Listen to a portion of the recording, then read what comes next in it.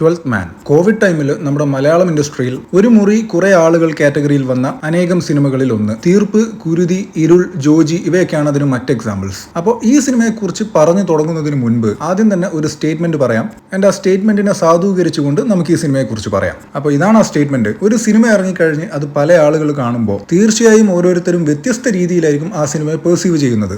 അതിന് ആ സിനിമ എങ്ങനെയെന്നുള്ളത് മാത്രമായിരിക്കില്ല കാരണം, മറിച്ച് ആ സിനിമ കാണുന്ന വ്യക്തിയുമായി ബന്ധപ്പെട്ട ചില ഫാക്ടേഴ്സും അതിന് കാരണമായിരിക്കാം. അപ്പോൾ ഈ സിനിമ ഫസ്റ്റ് ടൈം കണ്ടപ്പോൾ എനിക്കിത് നൈസായി തോന്നിയിരുന്നു, ഇഷ്ടപ്പെട്ടിരുന്നു. പക്ഷേ ഈ സിനിമയെക്കുറിച്ച് ഞാൻ സോഷ്യൽ മീഡിയയിൽ അക്കാലത്ത് കണ്ട മിക്ക കമന്റുകളും ഒരു പ്രത്യേക തരത്തിലുള്ളതായിരുന്നു. അതായത് ഇതെന്താ ബിഗ് ബോസോ എന്ന്, ഇത് ബിഗ് ബോസ് സിനിമാ രൂപത്തിലാക്കിയതാണോ എന്ന് വെച്ചാൽ ഒരു ടെലിവിഷൻ പ്രോഗ്രാമായ ബിഗ് ബോസുമായിട്ട് ഈ സിനിമയ്ക്ക് ഭയങ്കര സാമ്യമുണ്ട്, ഇത് അതേപോലെ തന്നെയാണെന്നാണ് പലരും പറയുന്നത്. പക്ഷേ എനിക്കത് തോന്നിയിട്ടുമില്ല, അങ്ങനെ ഫീൽ ചെയ്തിട്ടുമില്ല. കാരണം എന്താ, ഞാൻ ഈ ബിഗ് ബോസ് കാണാറില്ല. അപ്പൊ ഈ മോഹൻലാൽ കുറെ പേരെ ഇൻട്രോഗേറ്റ് ചെയ്യുന്നതാണ് ബിഗ് ബോസിന്റെ സ്ട്രക്ചർ എന്ന് എനിക്കറിയാം. തീർച്ചയായും അത് സോഷ്യൽ മീഡിയ ഉപയോഗിക്കുന്നതുകൊണ്ട് മനസ്സിലായതാണ്. പക്ഷെ ആ പരിപാടി കുത്തിയിരുന്ന് കാണാത്തത് കൊണ്ട് മോഹൻലാൽ ഒരു ടേബിളിന് ചുറ്റും ഇരിക്കുന്ന 10-11 പേരെ ഇൻട്രോഗേറ്റ് ചെയ്യുന്ന ഈ ഒരു ചിത്രം സത്യം പറഞ്ഞാൽ എനിക്ക് റിഫ്രഷിംഗ് ആയിരുന്നു, യുണീക്കുമായിരുന്നു. അപ്പൊ ഇവിടെ ഞാൻ നേരത്തെ പറഞ്ഞ ആ ഫാക്ടറാണ് വർക്കൗട്ട് ആയിരിക്കുന്നത്. എന്ന് വെച്ചാൽ ഒരുപക്ഷെ ബിഗ് ബോസ് നിരന്തരമായി കാണുന്ന ഒരാൾക്ക് ഇതൊരു റിപ്പീറ്റേഷനായി തോന്നിയിട്ടുണ്ടാവാം. അതുകൊണ്ട് തന്നെ അവർക്ക് ഒരുപക്ഷെ ഈ സിനിമ മടുപ്പായി തോന്നിയിട്ടും ഉണ്ടാവാം. പക്ഷെ ബിഗ് ബോസ് കാണാത്ത എനിക്ക് നേരെ ഓപ്പോസിറ്റും. അപ്പോൾ അങ്ങനെയുള്ള രണ്ടുപേര് ഈ സിനിമയെ കുറിച്ച് സംസാരിക്കുമ്പോൾ ഇതിന്റെ റിവ്യൂ രണ്ട് തരത്തിലുള്ളതായി മാറി. ഞങ്ങൾ രണ്ടുപേരും കണ്ട സിനിമ സെയിം തന്നെയാണ്, പക്ഷെ പേഴ്സണൽ ഫാക്ടേഴ്സ് കാരണം അതിന്റെ അഭിപ്രായം മാറി. ഇനി അടുത്തത് ഇതേപോലെ മറ്റൊരു ഫാക്ടർ, ഈ സിനിമയുടെ പശ്ചാത്തലം. ഞാൻ മുൻപും പലതവണ ഈ ചാനലിൽ പറഞ്ഞിട്ടുണ്ട്, ഈ ഹൈ റേഞ്ച് പശ്ചാത്തലത്തിൽ നടക്കുന്ന കഥകൾ കാണാൻ എനിക്ക് ഭയങ്കര ഇഷ്ടമാണെന്ന്. അപ്പോൾ അങ്ങനെ ഒന്ന് എന്നിലെ പ്രേക്ഷകന് സിനിമയ്ക്ക് പുറത്തു നിന്ന് വന്നൊരു ബയാസാണ്. എന്ന് വെച്ചാൽ ഞാൻ നിൽക്കുന്ന കണ്ണൂരും തൊട്ടടുത്തുള്ള കോഴിക്കോടും അല്ലാതെ എനിക്ക് കേരളത്തിൽ പോകാൻ ഏറ്റവും താല്പര്യമുള്ള സ്ഥലങ്ങളാണ് വയനാട് ജില്ലയിലെ പല ഭാഗങ്ങളും, മൂന്നാറും.